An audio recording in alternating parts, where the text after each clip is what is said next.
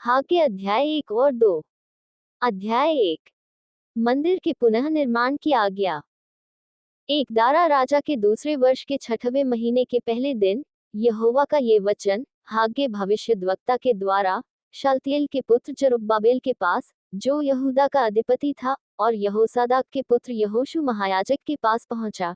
2 सेनाओं का यहोवा यूं कहता है, ये लोग कहते हैं कि यहोवा का भवन बनाने का समय नहीं आया है। 3 फिर यहोवा का ये वचन हागे भविष्यद्वक्ता के द्वारा पहुंचा। 4 क्या तुम्हारे लिए अपने छत वाले घरों में रहने का समय है, जबकि यह भवन उजाड़ पड़ा है। 5 इसलिए अब सेनाओं का यहोवा यूं कहता है, अपनी अपनी चाल चलन पर ध्यान करो।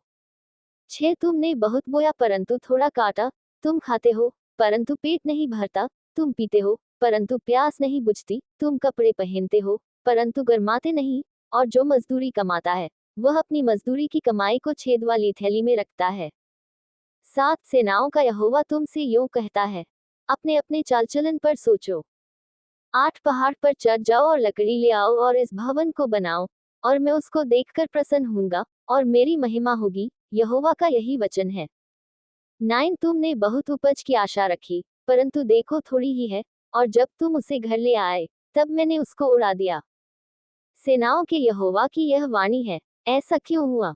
क्या इसलिए नहीं कि मेरा भवन उजाड़ पड़ा है और तुम में से प्रत्येक अपने अपने घर को दौड़ा चला जाता है। 10 इस कारण आकाश से ओस गिरना और पृथ्वी से अन्न उपजना दोनों बंद हैं। 11 मेरी आज्ञा से पृथ्वी और पहाड़ों पर, और अन्न और नए दाखमधु पर और ताजे तेल पर, और जो कुछ भूमि से उपजता है उस पर, और मनुष्यों और घरेलू पशुओं पर, और उनके परिश्रम की सारी कमाई पर भी अकाल पड़ा है। लोगों द्वारा परमेश्वर की आज्ञा मानना।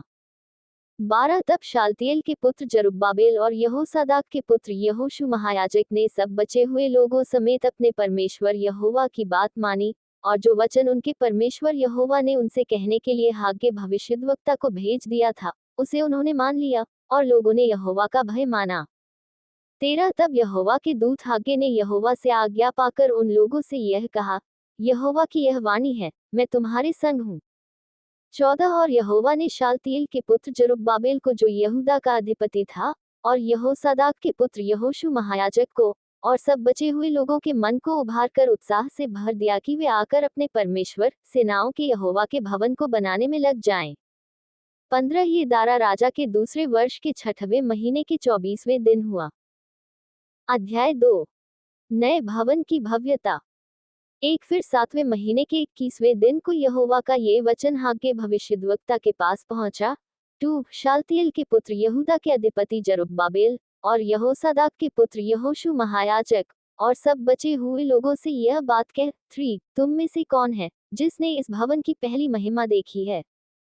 अब तुम इसे कैसी दशा में देखते हो? क्या यह सच नहीं कि यह तुम्हारी दृष्टि में उस पहले की अपेक्षा कुछ भी अच्छा नहीं है? 4 तो भी अब यहोवा की यह वाणी है, हे जरुब्बाबेल हियाव बांध, और हे यहोसादाक के पुत्र यहोशू महायाजक हियाव बांध, और यहोवा की यह भी वाणी है कि हे देश के सब लोगों, हियाव बांध कर काम करो, क्योंकि मैं तुम्हारे संग हूँ, सेनाओं के यहोवा की यही वाणी है। 5 तुम्हारे मिस्र से निकलने के समय जो वाचा मैंने तुमसे बांधी थी, उसी वाचा के अनुसार मेरा आत्मा तुम्हारे बीच में बना है, इसलिए तुम मत डरो। 6 क्योंकि सेनाओं का यहोवा यूं कहता है, अब थोड़ी ही देर बाकी है कि मैं आकाश और पृथ्वी और समुद्र और स्थल सबको कंपित करूंगा। 7 मैं सारी जातियों को कंपक पाऊंगा, और सारी जातियों की मनभावनी वस्तुएं आएंगी, और मैं इस भवन को अपनी महिमा के तेज से भर दूंगा, सेनाओं के यहोवा का यही वचन है। 8 चांदी तो मेरी है, और सोना भी मेरा ही है, सेनाओं के यहोवा की यही वाणी है। 9 इस भवन की पिछली महिमा इसकी पहली महिमा से बड़ी होगी, सेनाओं के यहोवा का यही वचन है, और इस स्थान में मैं शांति दूंगा, सेनाओं के यहोवा की यही वाणी है। भविष्यद्वक्ता का याजकों से सलाह करना।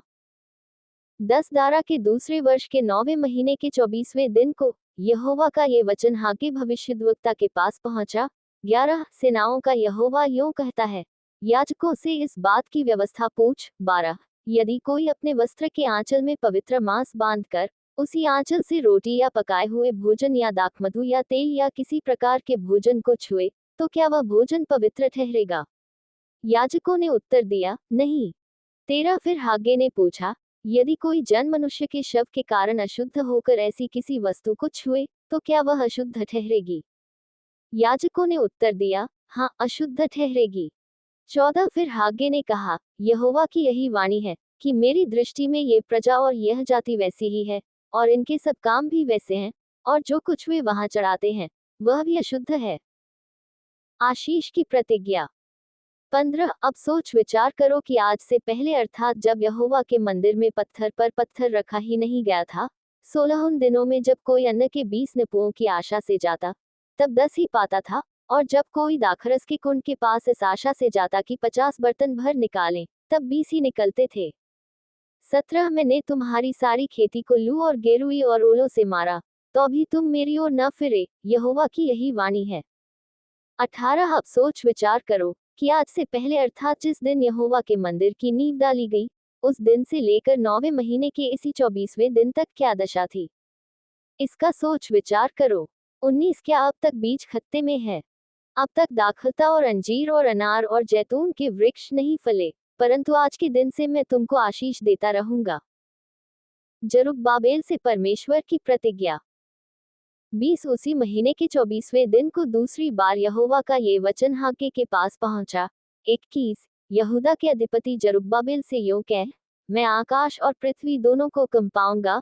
22 और मैं राज्य की गद्दी को उलट दूंगा, मैं अन्य जातियों के राज्य का बल तोड़ूंगा, और रथों को सवारों समेत उलट दूंगा, और घोड़ों समेत सवार एक दूसरे की तलवार से गिरेंगे। 23 सेनाओं के यहोवा की यह वाणी है, उस दिन, हे शालतिएल के पुत्र मेरे दास जरुब्बाबेल, मैं तुझे लेकर अंगूठी के समान रखूंगा, यहोवा की यही वाणी है, क्योंकि मैंने तुझी को चुन लिया है, सेनाओं के यहोवा की यही वाणी है।